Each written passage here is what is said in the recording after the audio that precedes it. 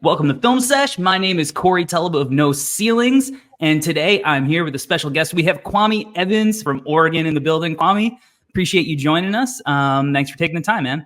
No problem, no problem. So for anybody who may be watching this and isn't familiar with your game, how would you describe yourself as a player? Swiss Army knife, really. I mean, just a person that can do it all. Just anything the team needs, I'll be able to do. Team first guy.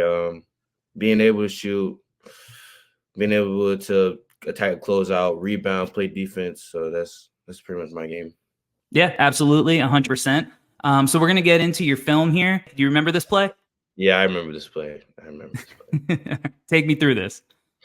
So like I realized how open I was, but I didn't think Jackson's gonna throw me the ball because I think he wanted the free throws. But I looked at him dead in his face, and he like looked at me and he threw me the ball, and I'm like, okay, I'm gonna go dunk this. Like, I don't care who's in front of me, I'm gonna go dunk this. And just it got the crowd hype, and I was hyped too. Yeah, that was like a huge play. Yeah. I mean, who's that? A Dembona? Yeah, and I think Sebastian Mack.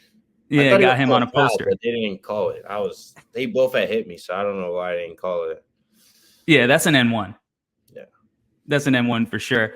But yeah, I mean, I think this play highlights, some of the stuff that you can do. I mean, the athleticism, you talked about the adjustment to the physicality, but you absolutely have that physicality yourself.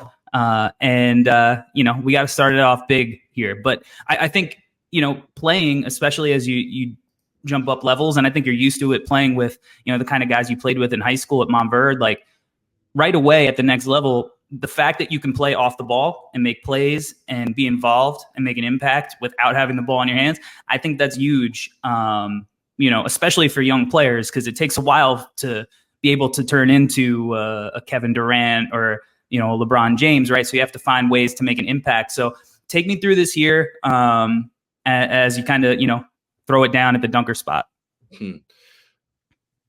So like, I mean, this year it just taught me to be more patient with myself, because I think beginning of the year, when I first came in, I had a little selfish mindset, but come and do when they're really supposed to be this and that, and I think I just became more team oriented when the season started, and it helped my game, and it's really going to help me for next year as well, I think. Yeah, I mean, I think that's a great and mature realization to have, to be able to understand, sometimes you got to play a role, right? And, I think all the best players go through that. You look at a guy like Jimmy Butler, right, who has ascended and become a superstar. But if you look at his early career with Chicago, yeah, he's getting 5 minutes a game. He was a defensive guy and kind of an off-ball role player until he ascended in his fourth year. So being able to make an impact off the ball as a cutter, I think that's a way that you can really impact the game, and you showed that you were able to do that. You're big, you're quick off your feet, and you can go up and put it down. And then I love how you make hustle plays, right? You clean up the garbage. So take me through this. So this clip right here. So once I seen Dante miss and I was in a good spot, and no one hit me, so I was like, okay, let me just go grab the board, because usually I'm used to somebody hitting me, but the team we played that night, our rival against Oregon State, nobody hit me right there. So I just caught the ball, gathered myself, and just went up and got the M1. Yeah, you got the M1 on this one, right? And, not an isolated thing, play this one too. Same kind of scenario. This one a little further out. I think that motor and that aggressiveness, right? You're starting from the perimeter. Have you always just been able to kind of read the ball coming off the rim? Usually I had, a knack for the ball, where it's coming off.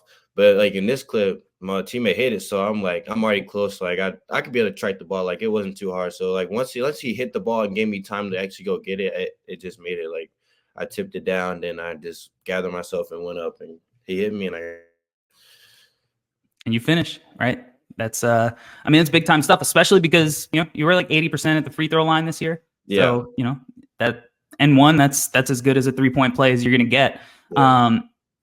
And then also sticking with how you're gonna make an impact off the ball, right? I like your versatility. You said that you're somebody who can kind of do it all, and I think you can really play multiple positions right here. If a team needs you to play the big man role, right? You can do that. You can dive to the rim. So take me through this. Talk about like setting screens and operating in that role. So throughout the year, like at the beginning of the year, setting screens wasn't really my thing because they didn't like implement it, and I didn't like they taught me how to set a screen. Usually, like I used to give space in the screens, but on this clip right here, I was a little closer to him, so I like hit him like to a little bit as like because he's a smaller guy, so I just had to touch him a little bit because I already knew their coverage was like hedging ball screens. And this like particular game, like against Washington, they weren't like really in the help side when we set screens all game. So I was getting rolls all game. And then like this clip right here, like I was just wide open in the lane, gathered myself and went up for the dunk because he didn't jump. So yeah, and there's nobody there to tag. Like there's no tagger yeah, or anything, right? Like so it you was a just got clean that clear sound. lane. Yeah. 100%. And but I mean, I think that's big time because this is going to open up a ton of other things. Like we'll get into your passing and stuff later, but I think at the next level, like your short ability to make a play in the short roll is going to be something that you can really utilize as well. Something that I noticed is that you're really good at kind of like faking the screen and cutting backdoor. And it's almost like how a guard or a wing cuts backdoor. So you got bigs with it, a good amount. So take me through this and talk about kind of like tricking your man into believing you're going one direction and then cutting back the other way. Okay, so this play, I'm not gonna say the name of it, but it's like a set play for like 4-man really all the time. And UCLA, when this was Pac-12 tournament, so when we was playing them this game, they were like pressing me a lot. So we have like me and Coach Altman had noticed that like they were doing that. So and I wasn't like getting it going early, so I had to get myself in position. So we both agreed to run this play because they were like trying to deny like all the passes to our entries, so we can run our plays usually from like these spots. But like for this play, it was a backdoor cut, and I slowed down because like I didn't think he would like understand that like I was going backdoor. So he jumped it, and that's when I just quickly like turned and I got a backdoor. Now let's talk about your shooting. When you're shooting it well, what are you doing like mechanically? So when I'm shooting it well, it's like I set my feet and I'm not rushing. I think most of the year I was rushing it and it was just off a lot. So I think in this game right here, like this clip right here, particularly, I set my feet. Like I just took one step. I didn't take multiple steps as I usually do. Like I was already set, knees bent, and I was one motion. It wasn't like just a top because usually I don't use my legs and I'm trying to get better at that. But in this clip, I use like one motion, knees bent, all in one. The other thing though in this clip that I think when you're shooting it well that I noticed is your follow through up top. Like if you look, like you're pointing kind of right at the rim, right in line with the rim. Sometimes I think a little bit. It's almost like you watch it like you end up kind of like to the left a little, like, and you miss kind of like side rimming. So is that something that you've kind of like worked on a little bit? Yeah, I've noticed that because my arm is like going straight, but then it goes left. When I feel like that's like during the year, like the ball was going to the left, my arm would just start swinging to the left a little bit. Yeah, I think that's a pretty like natural thing. A lot of shooters kind of go through. I was just doing one of these with Jamal Shed, and he kind of had the same thing, but with the right. So it's something that is easily identifiable and fixable. But when you're shooting it well and you got it straight, I mean, look at that. It looks good. Yeah. Good base, good follow through, right? And your ability to be able to space the floor is going to open up different parts of your game where now we see start doing some stuff with the ball in your hands and attacking this closeout. So take me through this play and what makes you decide that you're going to attack rather than shoot. I think this play right here, he closed out he closed out to my right hand, but like because like I don't want to give away any secrets on them, but like I'm really right-handed. I'm not like lefty. I'm not a legit lefty. I'm a right hand. So when I seen that he gave my right hand, I just took it all the way and I just slowed down so I can like gather off one leg and use the backboard to get my 2 points. Yeah, well, don't worry. We're going to get to the right hand finishing. So, but yeah, I mean, you're so comfortable, and I think it's kind of like it messes with a defender's mind, right? Because they know you're shooting left, but you really good attacking to your right for sure. And lower than me too, so I just was like, I can go right by him.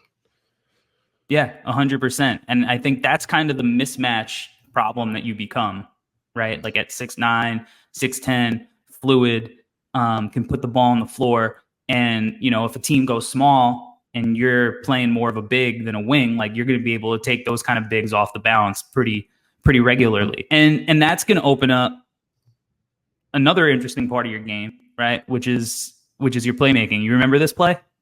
Yeah, yeah. Just That's not tough. gonna lie. I just threw. I kind of like at the end, like I didn't think I had seen him, but I didn't think the ball was gonna go through, but it did. So I was happy that it went through.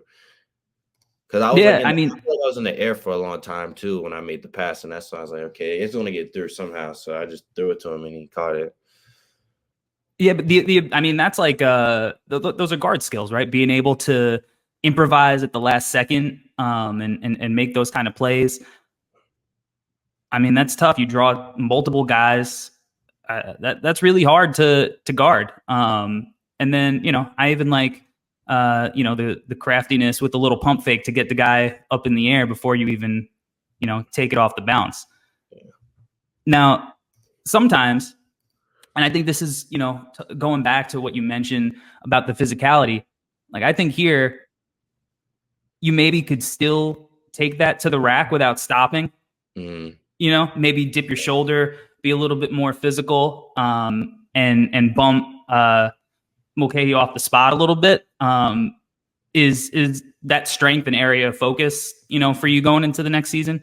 Yeah, definitely. I mean, just really getting like more muscle on me now because I've been through it already. I put some more muscle on, but just putting more on really, and just being a little bigger than what I looked like last year is going to be like a point of emphasis for me for sure. Yeah, and again, I think, you know, that just that's natural, just growing, getting older, growing into your frame, and then putting in the work in the weight room. Because when you take it to the rack and you're physical and you keep your momentum going forward, you know, you're hard to stop, Yeah. right? And that's that versatility again. So, and then, you know, we see the right hand finish again, right? Did you notice teams change how they guarded you, like when you played them a second time, knowing that maybe you could take it to the rack going with your right hand? No, I didn't. I didn't really notice. I didn't. Another way that I I think that you're going to be able to be used at the next level, and this is really simple, right? This is just DHO. Mm-hmm. Um, but I really like how you operate when you are as a facilitator, you know, out on the perimeter like that, and you dive and you draw both guys with you. And I think what, you know, this is going to do is it's going to open up opportunities for you as a passer to make more advanced reads, which we'll see. But also, like, I really like this, where it's going to allow you to attack in like keep situations here, right? A couple of guys go with Jackson. So take me through this. With it seems like a lot of the stuff you did is like read and react. So this play, I just got the ball back, and I like knew because the person that was guarding me, Malik, he's been the whole game. He's been hedging and trying to get steals the entire game. I don't know. I picked up so late though, but like I think in the film we said something about it, but like I mean, we're down in the clip, but like, you know what I mean? Like we were like trying to, like, we were trying to come back, but like he was always hedging each like screened out, like try to go or a handoff. So I was just faked it because like it's Jackson too. He created gravity because I know Judah wasn't going to leave him or call a switch out. So I just faked it and went to the rim, and then he stepped up and I just put the ball in the hoop.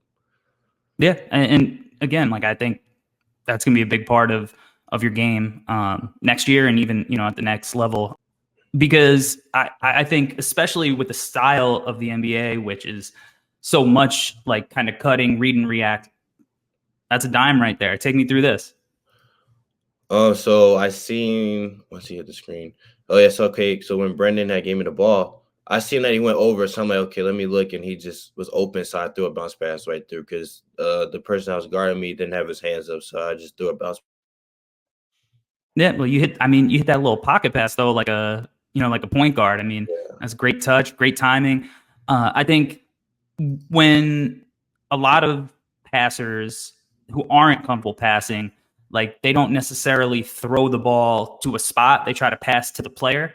And I think what you're really good at is throwing it out, almost like a quarterback to a receiver throwing downfield, where you're both kind of synergistically ending up in a spot. So you hit him with the little pocket pass there, and then we'll see here out on the perimeter. Your height also, I think it allows you to see over the top, right? Yeah, beginning of like Pac-12 when I was playing the 5 when they were running 5 out, I just could see over everybody, and I can see like my passes, like I just waited like a little bit of space was needed, and I just threw it, like zipped it to him. Yeah, I mean that's perfect touch, perfect placement. I mean that's a dime, man. And then maybe we'll see a little bit of this too, because I know you did a little bit of this in high school, and I know it's a low clock, but take me through this one. You remember this? Yeah, so Altman just told me to fake it. I mean, he trusted me with the ball because I didn't think I scored before this, but me and Jackson, he knew Jackson wasn't like they were going to try to deny him because like they seen it before, and he just told me to just go get a basket, and I went to go get a basket. Yeah, who'd you get that from? That little one-legged fader? KD. I mean, I got it from KD. Yeah, he's tough, man. Yeah. He's tough. Are there any other guys in the NBA that you like watching that you take stuff from? Brandon Ingram for sure. Mm-hmm. I watched a little bit of Anthony Davis, Chris Bosh, Lamar Odom. I watched him too. Yeah, I can see a lot of Lamar in your game, especially like that, like we just said, the transition, kind of grab and go, the passing, the playmaking.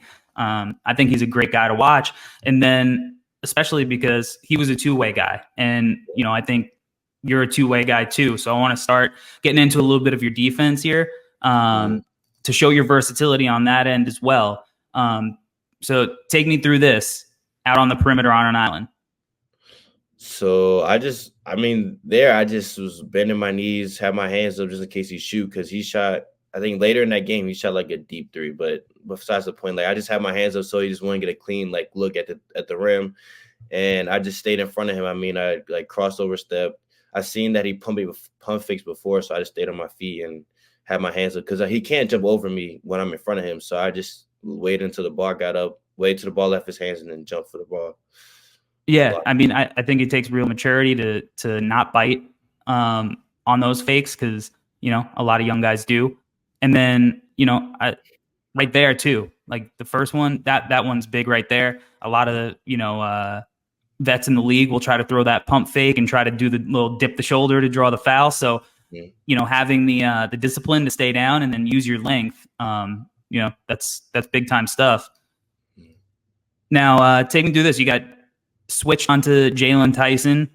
What's he like to do?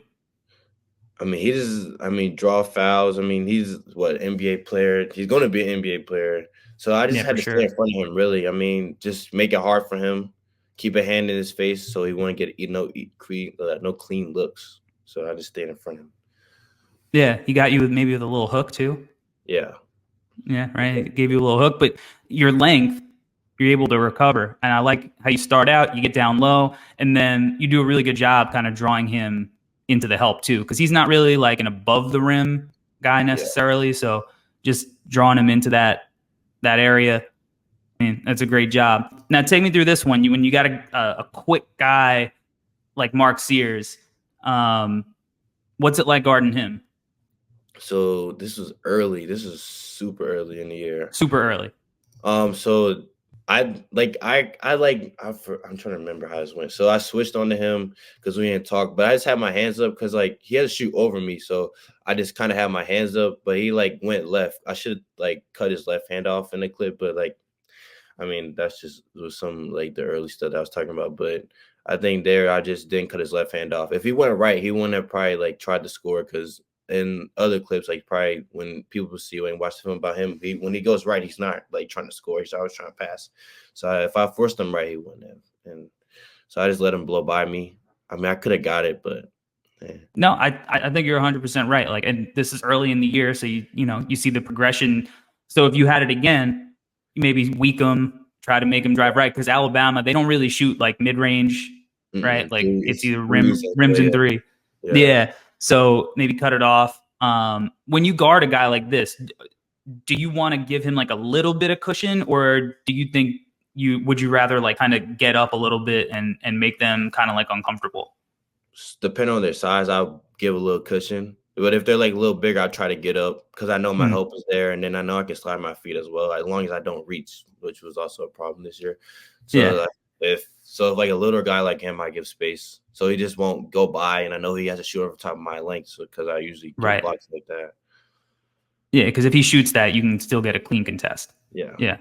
Okay, absolutely. But I love, your versatility and how you were okay guarding so many guys like this. So you got KJ Lewis here. Take me through this. What's he like to do coming off this DHO? So when he came out of DHO, he's going right all the time. He's not going to shoot. That's why Costa went under. So like, because if I went over top, he was just going to get easy layup because he doesn't shoot the ball if I went under. So I went under on this clip. And I just went, and once he went up, I had my hands up and just got the block off the backboard. Yeah, exactly. He's powerful downhill driver, right? So like, he's a guy you cheat under, and if he stops and pulls back and he shoots a three, you're good with that. You'll live with the result, right? Yeah. And then this one, you got Tristan Da Silva. I like this. Take me through this. This time you go over. So for him, I didn't want to make it easy for him because we didn't like call a switch or anything on this clip, but I know I didn't want to make it easy. And if I went under, he was going to shoot because he's a way better shooter from the three. And then I just had to make him take contested two, like I told you earlier. That's our principles. So rather taking contested two than easy three, so I went over, and my help was there too. So I just got a hand up too, so he wouldn't get an easy clean look. Yeah, I like how you fought through that because you got clipped pretty good. They set a good screen there, and you were still able to get back into the play and not even rear view contest. Like you were able to get in front of them. Yeah, so that's, I like the, kind of knowing the scout, going under on KJ, going over on a guy like Tristan. He's crafty, right? Yeah. He's good. Now, you remember this play? You got Tristan again? Oh, yeah, I jumped. Yeah. So looking at it now, I jumped so he wouldn't get easy looks, so he had to drive into the help, which is kind of good, but at the same time, I could have stayed in front still, so he wouldn't get that clean of a look. Yeah, look, you can't knock the effort. Yeah. At all.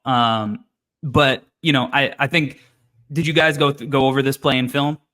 No, we didn't. After the Pac-12, we didn't watch film in these games. We went straight to South Carolina because we had to fly like the next 2 days after, so we didn't really watch any of these Pac-12. Got you. But yeah, I think watching, kind of knowing, just like, all right, stay down next time. Look, Cody shot the ball well percentage-wise this year, but he also shot it on low volume, so you can kind of live with the result of that. You'd rather give up a three from Cody than Tristan. But yeah, just staying down. I think that, that next year and seeing stuff like this is, kind of eliminates that as you develop.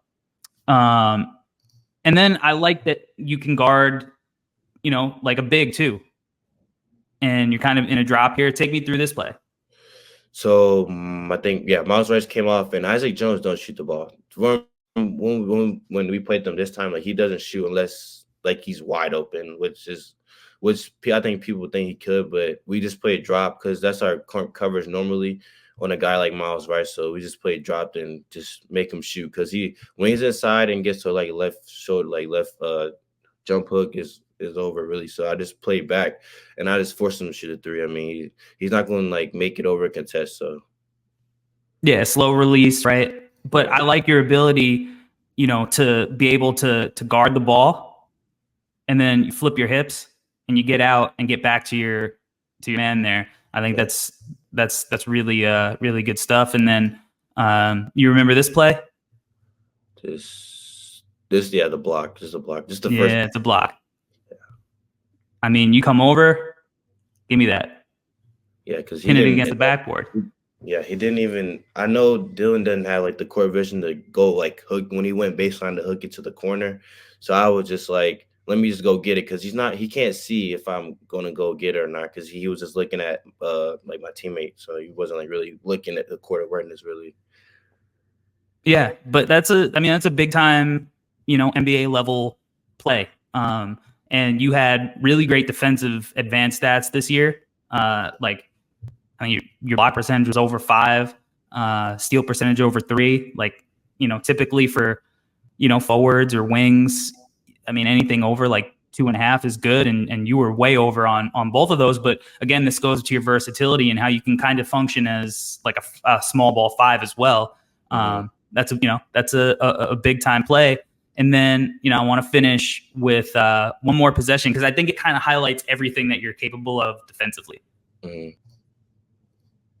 So, there's nothing super fancy here, but I like how many different things you do well on this possession. So take me kind of through this and everything that you're reading on the play, because you're all over the place. So here, 27, this is our first time playing against number 27, because he didn't play when we played them like in the first clip, like at our place. So I just kind of like played back, and like I just kind of read it, because he didn't have, like, I didn't know what he could do, so I read it, and then I helped on the tag on the roll, because Mara was like really big, and I think my teammate had went out to go guard him. So I just helped tag so he wouldn't get an easy look at that, and the person I was guarding couldn't shoot that well, so I just kind of like played off, like tagged the roll, and then went and closed out, because that's just how we play. Yeah, that's perfect team defense, right? I mean, you're all over the place. Look at all the ground you're covering. Going out to the left wing, going back, like you said. Now you're tagging the roll, cross court pass, and you can always close out to that if they got to make that kind of like skip pass. So yeah, I mean that's the last clip that we got. But if going forward, what are the things that you're like really focused on for next year that you want to get to show off more, that maybe you didn't get to show off, or the things that you're working on, going to be working on in the off season, so you're ready to step into that bigger role next year? So definitely get more stronger on ball creation, because I know I can do it, and I didn't get a chance to show it, but more on ball creation, attacking more, being aggressive on the offensive end, still playing hard on defense still, and also just shooting more threes, not hesitating, and being able to make them at a high percentage. Yeah, absolutely. Well, Kwame, I appreciate you doing this and taking us through your film. This was a lot of fun, and good luck next season, and thank you for chopping it up. No problem. Glad to be here.